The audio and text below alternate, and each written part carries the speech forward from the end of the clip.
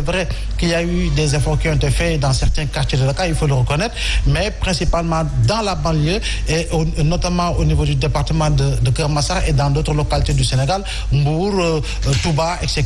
Vous voyez nettement que les inondations aujourd'hui ont fini par donner en tout cas une image désolante. Les maisons sont totalement immergées, les populations pratiquement dorment les pieds dans les eaux et ma foi, on se demande où sont passés les nombreux milliards injectés dans les différents plans Orsec. Je crois bien que c'est le moment d'auditer l'ensemble des plans Orsec pour que l'on puisse savoir si effectivement l'argent du contribuable a été utilisé à bon escient pour pouvoir aller dans le sens d'une lutte efficace justement contre les inondations avec des résultats qui seront visibles sur le terrain. C'est important. En tout cas, vous êtes initiateur du TER. On le sait, les travaux du TER ont peut-être eu à causer d'énormes dégâts, des fois liés peut-être à l'inondation. Qu'est-ce qu'on peut retenir face à ces problèmes? Oui, c'est-à-dire on peut retenir l'essentiel, c'est-à-dire que le projet initial du TER, s'il était bien suivi, il n'y aurait pas tous ces problèmes d'inondation ou de tout comme ça. Parce que le budget initial qui était prévu pour le TER devait nous permettre de réaliser tout le réseau ferroviaire du Sénégal sans pour autant avoir de problème. Malheureusement, ça a été très, très, très, très mal suivi. Et moi, quand je dis ça, c'est parce que tout simplement, je suis le principal initiateur de la réhabilitation du chemin de fer. Peut-être on n'a pas suivi mes instructions ou autre chose, mais réellement, il ne devait pas y avoir de problème. Quand vous dites que ça a très, très mal été suivi, peut-être ça a causé certains dégâts, ça veut dire quoi? Que ces spécialistes qui étaient chargés justement de la planification n'ont pas eu à faire ce qu'il fallait? Oui, je dirais tout simplement que on a fait ce qu'il ne fallait pas faire. Et si toutefois on avait suivi initialement le projet tel que je l'avais décrit et tel que je l'avais défini, il n'y aurait pas de problème. Soi-disant, je dirais que tout simplement le budget initial de 754 milliards pouvait permettre de refaire le réseau ferroviaire sénégalais en grand écartement. Mais aujourd'hui, ça démontre que par rapport aux actions d'autres que ce n'est pas la vérité, quoi. Là, nous sommes à 34 km, hein? 34 km entre Dakar et Diamniadio. Je dirais que les sommes injectées dans ce projet-là, ben c'est exorbitant, c'est trop. Avec 754 milliards, je le dis et je le répète, on aurait pu aujourd'hui refaire tout le chemin de fer sénégalais. Parce que je dirais, bon, il faudrait qu'on cherche à savoir d'où vient l'utilisation de ces sommes d'argent. Mais moi, je dis que, et je le confirme, que un Coradialint, les Coradialint qui équipent le chemin de fer sénégalais, aucun Coradialint n'a coûté plus de 2 milliards de francs. C'est pas possible. Ça peut pas coûter plus cher qu'un avion. Et chaque train coûtait à l'époque 1 milliard 666 millions. Oui. Et 1 kilomètre de voie ferrée, 0 mètre, je dirais 666 millions à l'époque. D'après vérification, aujourd'hui, les mêmes trains ont acheté par l'Arabie Saoudite pour 4 milliards 500. Donc si vraiment ça coûtait 5 milliards, si on multiplie ça par 15, combien ça doit faire? Énorme en tout cas. Alors justement... Donc, moi je me pose la question, comment on a fait pour dépenser tout cet argent-là? Comme on dit, 1200 milliards. Oui, normalement, logiquement, avec 754 milliards, on pouvait faire le remaillage comme on le dit aujourd'hui, du Sénégal avec le grand écartement avec 754 milliards. Très bien. Alors, c'est une grande question par rapport au TER, par rapport aussi aux inondations. On se demande comment on a pu injecter énormément d'argent, beaucoup de milliards, pour résoudre ces problèmes, des problèmes qui sont toujours là. Oui, oui. Merci alors. Mais oui, moi je voulais dire seulement que les changements climatiques sont réels. Et que je crois bien qu'il est temps, et il est plus que temps d'ailleurs, que le Sénégal tient compte de la réalité des changements climatiques. Nous, en agriculture, on voit bien ce qui se passe. Jusqu'à ce que les paysans du Saloum descendent maintenant en Casamance, parce qu'ils n'arrivent plus à avoir la pluie qu'il faut. Et il faut s'attendre avec ces changements climatiques qu'il y ait des averses très fortes, imprévues, ou parfois manquement, donc il y aura sécheresse. Donc il y aura des rythmes, des séquences donc, de sécheresse suivies d'une autre année qui va venir avec des averses très fortes. C'est pourquoi les autorités devraient s'investir. S'ils s'investissent maintenant avec autant d'argent, on devrait voir des résultats sur le terrain. Parce que même si un TER passe quelque part et qui barre l'eau qui va couler, qui devait partir vers la mer, on devait avoir des aménagements en dessous du TER. Avec ce qui se passe, avec ce qui se passe actuellement, et avec tout ce que vous voyez sur le terrain, est-ce que vous avez l'impression qu'on se soucie un peu du changement climatique et des effets que ça peut avoir? Effectivement, moi je ne crois pas qu'il y a eu vraiment des gens qui se soucient beaucoup du changement climatique. Je crois qu'on le parle beaucoup, parce qu'au Sénégal, les gens parlent beaucoup, mais il n'y a pas tellement d'action. C'est ça qu'il y a, il faut le dire, il faut oser le dire. On parle beaucoup et on ne fait pas beaucoup d'actions ici. Il faut prendre les responsabilités étatiques. Parce que si on est un État, il faut prendre ses responsabilités devant le peuple pour lequel on a prêté serment. Et on s'est assermenté pour protéger le peuple et les populations et leurs biens. Normalement, si un investissement sort, normalement les responsables doivent partir sur le terrain, voir si ça a été effectivement fait. S'il y a des actions qui sont faites pour protéger en cas de pluie, en cas d'averse, si les actions ont été faites. Est-ce qu'il y a un suivi? Je ne sais pas. Je ne suis pas au Sénégal toutes les années. Je suis aux États-Unis. Mais quand même, ce qui a apparu cette année, je suis là et j'ai vu c'est que les populations sont en détresse. Et il faut vraiment les aider. Il faut rectifier le tir. Un investissement pareil, il faut qu'il y ait une investigation pour qu'on cherche où est-ce que ça a passé, mètre carré par mètre carré. On doit le faire.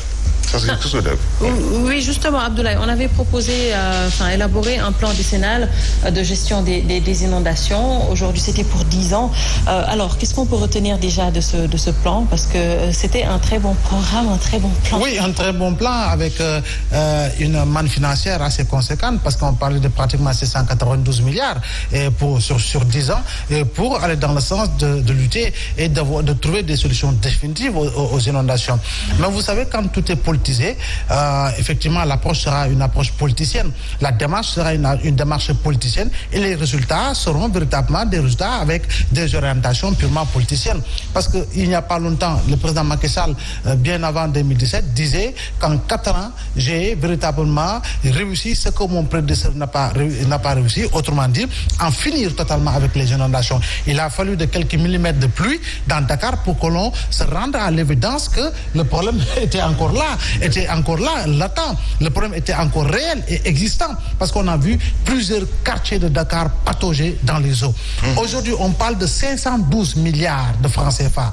512 milliards de francs CFA, vous, ingénieurs agronomes, peut-être que si on vous donnait une telle manne financière, vous pourriez aller dans le sens de développer l'agriculture du Sénégal. Si vous, ingénieurs des chemins de fer, on vous donne une telle manne financière, peut-être qu'on verra le train circuler à nouveau de Dakar à Guinguinéo, de Guinguinéo à Koussanar, de Koussanar à Tamba, en passant par Matam, Saint-Louis, Ziguinchor, etc., etc.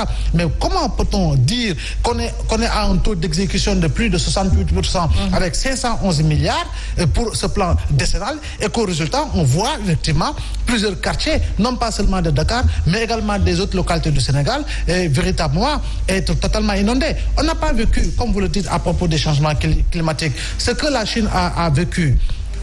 Ce qui devait pleuvoir en 1 an, la Chine, le ciel a ouvert ses vannes pendant 3 jours pour véritablement le nombre de millimètres enregistrés annuellement. On a vu ce qui a été enregistré en 2 heures de temps et qui devait pleuvoir sur 1 mois. Imaginez-vous, si nous vivions de telles averses au Sénégal, quels pourraient être les résultats? Peut-être qu'on resterait des mois sans qu'une seule personne ne puisse aller au travail. Je crois bien que le président, pour l'aider, c'est de lui dire la réalité du terrain, c'est de lui fournir les bonnes informations, c'est de lui faire les dossiers qu'il faut afin qu'il puisse savoir réellement ce qu'il faut, mais à condition que l'on mette en évidence et au premier plan les hommes qu'il faut, autrement dit ceux-là qui savent, ceux-là qui peuvent faire ce que l'on attend d'eux, et non pas mettre en avant véritablement des choix avec des distributions de marché à l'emporte-pièce, avec des résultats que l'on connaît justement à propos des inondations. Merci Abdoulaye, ça c'est bon. Alors, à entendre tout ça, on a l'impression que c'est peut-être un manque de volonté politique, parce que vous l'avez rappelé, peut-être pour le TER, on aurait pu avec l'argent faire autre chose. Et Abdoulaye également l'a rappelé par rapport à ces inondations. Oui, je rejoindrai un peu Abdoulaye sur le fait que il faut les hommes qu'il faut pour le travail qu'il faut. Moi, je pense qu'il y a un manque de compréhension, parce que les gens qui ont ces comment dirais-je, ces projets ou tout comme ça, mais ce ne sont pas des gens qui savent réellement ce que c'est que ce projet-là. Et si réellement ils étaient compétents, ils n'auraient pas agi de la sorte pour qu'il y ait défaillance ou autre chose. Moi, quand je parle de ça, c'est parce qu'en réalité, je suis né dans le chemin de fer, j'ai grandi dans le chemin de fer, j'ai fait 40 ans en Europe, j'ai travaillé à Alstom Atlantique, j'ai travaillé à Wiedemann France, où j'ai fait la réalisation de ce projet du TER avec l'aide d'un expert comptable du Sénégal, BNDE, qui ne me démentiront pas.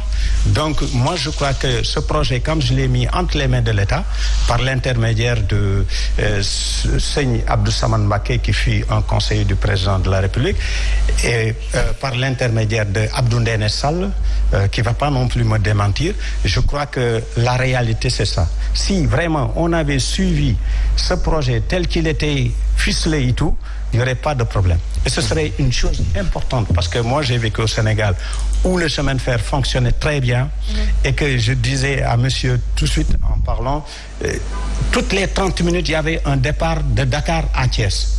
Aujourd'hui, je ne peux pas comprendre. Et 2 express, un mardi et le vendredi, express climatisé Bamako-Dakar. Mais où sont passées toutes ces infrastructures-là?